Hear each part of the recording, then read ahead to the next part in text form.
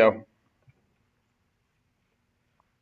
A great thinker by the name of Benjamin Franklin once said, "Out of adversity comes opportunity." I grew up pretty fortunate in a white picket fence family. Um, I have three older siblings. My parents have always been around. My dad was the one who worked, and my mom was stay at home, so I always had a support system at home. I seem to always find a way to avoid adversity.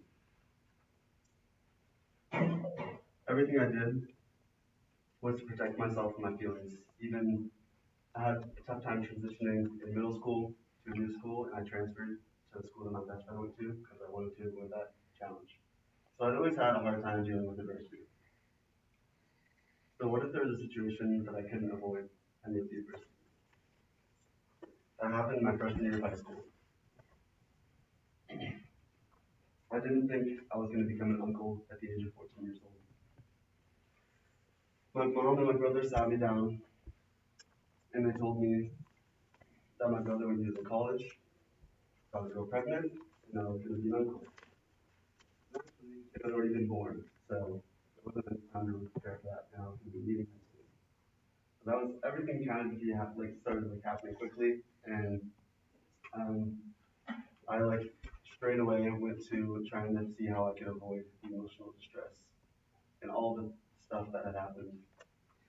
It felt like the white picket fence in my family had been opened or broken down, and that I don't know, just the normal that my family was so used to had been changed.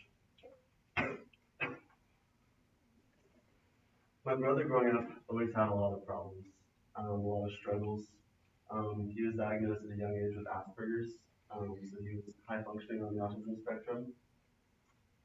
So that obviously was a challenge that he had to deal with, and I knew he was very sorry.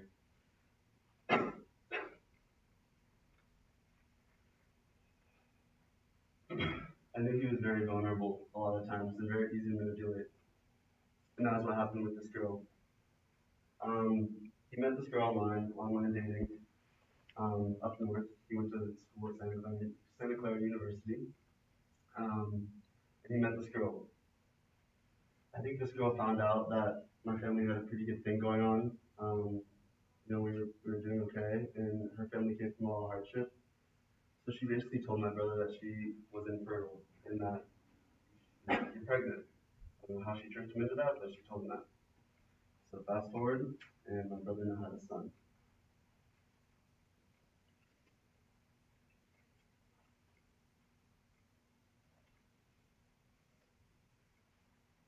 Eventually, the distress kind of went away a little bit. It's still there, but I learned to accept the situation. And the fact was that I now had a nephew, and I love kids. I used to be a preschool counselor, so I was super excited for the opportunity to get to meet him and mentor him a little bit. So now Jackson is 5 years old almost, um, and I love to teach him how to play sports. I taught him how to catch a ball when he was 2 years old.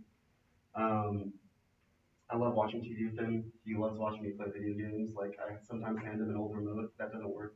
He just like plays and thinks he's playing, but he's actually not because I'm like playing online and I don't want to lose. So that's fun. Um, he's really fun. And yeah, it's been really awesome being able to mentor him. Um, and right now, my family only gets to see him about 30 to 40% of the time. It's kind of a changing situation right now. He just started school, so he's up with his mom up north for the most part because it's very difficult legally for the dad to get custody of the kid. So we're kind of going through that legal battle right now. It's a very like sensitive situation still. Um, I'm saying on too a lot. Uh, so there's a lot I've learned from him now, and my brother as well. Like I said before, my brother has had a lot of struggles in his life, but now it's the strongest I've ever seen him. He's a dad. His son is awesome. Jackson's awesome. He's super strong, super smart. He's like the size of an 8-year-old. He's like 5 years old. He's like 40 wearing like kid-sized clothing. He's not even toddler size anymore. But he's huge. That's why I'm teaching him sports so he can be one athlete. Um, but I've learned a lot from him and my brother as well about what I want to be like when I'm a father. That's something I look forward to now, having Jackson. And I've learned a lot about adversity. I've seen my brother go through adversity, and the adversity was just, it was greater than myself. Not just realizing my family had been broken down, but I watched a lot of my brother and how to deal with that too. Um, there's a lot of nights I've seen him crying, talk to my mom about what he's gonna do, how he's gonna get custody of his son, all these different things. And it's taught me a lot about like facing hardships head on and finding ways to deal with them.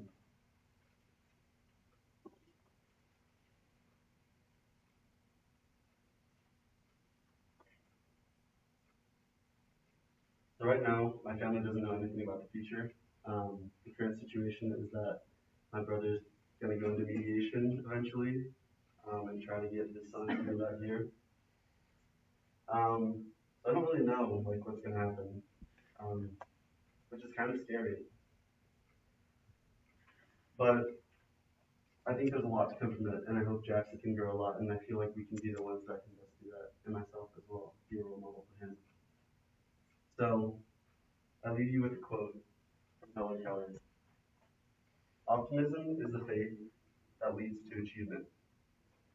Nothing can be done without hope and confidence. Thank you.